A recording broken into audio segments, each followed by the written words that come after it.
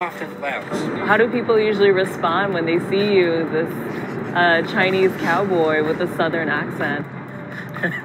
Well, depending on where they meet me. Yo, what up guys, Kelvin here. Today we're gonna be looking at I am Chinese cowboy with a southern accent. So I'm pretty interested about this guy right here, okay?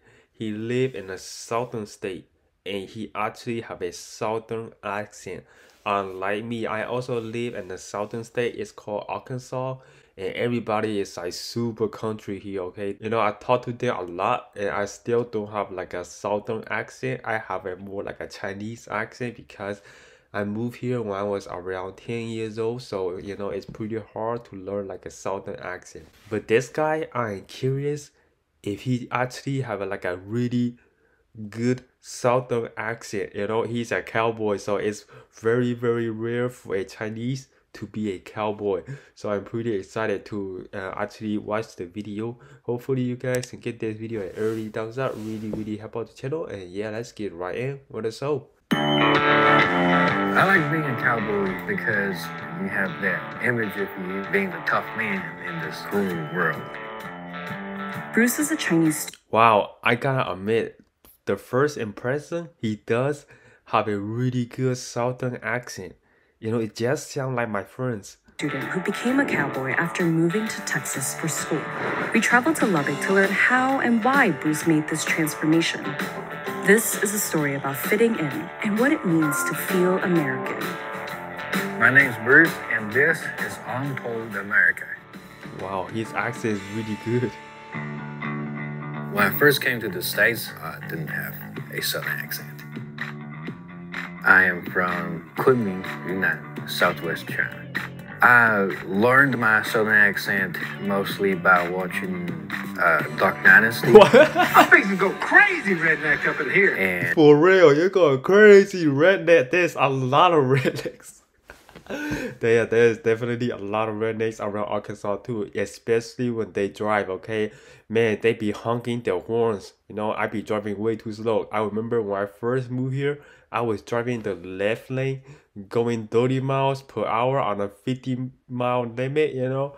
Everybody was honking me, okay? So do not drive. If you drive really slow, don't drive on the left lane. You're gonna get whooped, okay? Drive on the right lane if you drive really slow. And Jeff Foxworthy's videos. If your richest relative buys a new house and you have to help take the wheels off of it, you might be a redneck. And that inspired Bruce to start his own YouTube channel to teach others to speak just like him. Southern accents in general have exaggerated and softened vowels.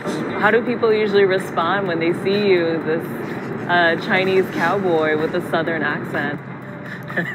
Well, depending on where they meet me, it gets really interesting. Bruce fully immersed himself in cowboy culture by working on a cattle ranch. This is James. And he's my cowboy mentor. He taught me how to ride a horse, how to take care of a cattle. First time I talked with Bruce over the phone, and he had that real southern accent on him. I was like, whoa. Well, they had told me he was Oriental. And when I talked to him over the phone, he didn't sound like it. And when I met him, I was like, okay. Bruce has taught me how to be patient. I bet he was so confused when he met Bruce. He was like, okay. When it comes to talking to other ethnic groups, because I usually would never ever even talk to him. The first time he was on a horse, the next day, he couldn't move a single muscle in his body. He was sore. He was so sore, he got scared that he thought he didn't go to the doctor. Like, Kung Fu training involves a lot of yelling and screaming, and same thing with, I guess, cowboy training too.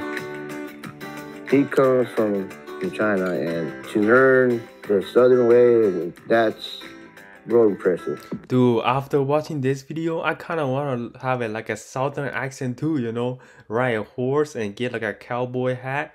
Man, that is impressive now. It got me interested. You're the most Texan guy I know, dude. Thank you, sir. Thank you, sir. This guy's out here actually interacting with the local culture. Yeah. He's like emerging with the Just trying to culture. be one of y'all and deceive everybody. Bruce is one of more than 15,000 students from China studying in Texas, but he might be the only cowboy. It seemed like Bruce went through some rough or dark times with his identity. He asked me to take him to shop for boots because he wanted to be a cowboy.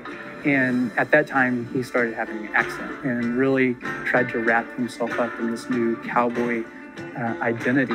In ways, I think maybe his cowboy identity helps him fit in, not feeling like there's prejudice against him, but his identity is unusual. Do you think people treat you differently because you have a Southern accent versus, say, a Chinese accented English? Well, I think yes, especially at the beginning stage. Because you think about the stereotypes about Asian people, like we're smart and geeky, and it's like the polar opposite of rednecks. Have you experienced racism in the time you've been in the U.S.? I say no, because like compared to y'all Asian Americans who grew up over here, I bet that's a very different experience. But growing up in China, racism is one of the least things that I would encounter. 你觉得我们说中文的时候，你是不是另外的人？多少有一点那种感觉。你想中国吗？想啊。In what ways? It just, as time goes by, a lot of stuff I saw as a kid in China just became. Dang. Man, he's getting like a bit emotional when he talk about China. To be honest, I also kind of miss China, especially the food. I mean, the food over there is like super healthy, cheap, and also really, really tasty. But in America, all you get is fast food, which is like super unhealthy and the taste is not that good at all, you know? Rednecks, cowboys, this kind of stuff. I think maybe it also has something to do with my homesickness. Do I want to stay in the U.S.? And there's a lot of yeses. I got myself so much into the cultural and social aspect of America, and it's not something that I can just pack up and go home and never look back. I do consider Bruce a Texan. For what he has learned, it's in his blood. Because if he ever goes back to China, he's gonna miss Texas. He'll be back. Yeah, for sure. I think if he goes back to China, I feel like he will missing something inside of him. You know, he had this whole experience of being a Texas cowboy. He loved it. He's wearing like a cowboy hat, cowboy boots. He truly just immersed himself into the cowboy culture. And if he go back to China, I think he will have some kind of problem identifying himself because he's not really Chinese anymore. You know, there is still the blood part of him, like the blood or the hair color or the brown eyes. He's like definitely Chinese, but his soul, I think his soul is in the cowboy side. You know, his heart is also in the cowboy side. So I do not recommend him going back to China like permanently. Maybe temporarily, like going back and visit his grandparents or his friends, and then definitely want to stay here. But anyways, hopefully you guys enjoyed the show. If you did, don't forget to give this video a big thumbs up and make sure to hit that subscribe button, turn on that bell notification, and my social media link is in the description below. And yeah, my name is Cowboy, and I see you guys in the next reaction.